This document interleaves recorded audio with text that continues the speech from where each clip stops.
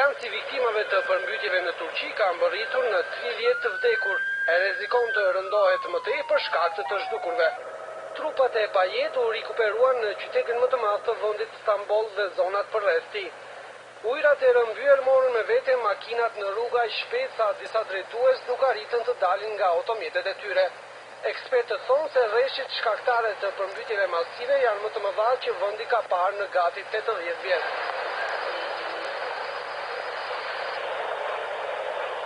Ekipet e ndërhyrjes së shpejtë ndihmuar nga helikopter ushtarak shpëtuan njerëzit e tmerruar që ishin mbledhur nëpër çatit e shtëpive. Një numër i madh barkash u vënë po kështu në dispozicion për të çuar sa më shumë persona të ishte e mundur në vende më të sigurta.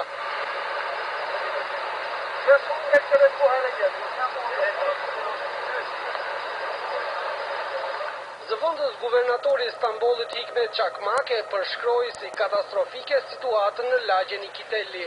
Shumë nga fshatrat përreth Stambollit janë në ujë.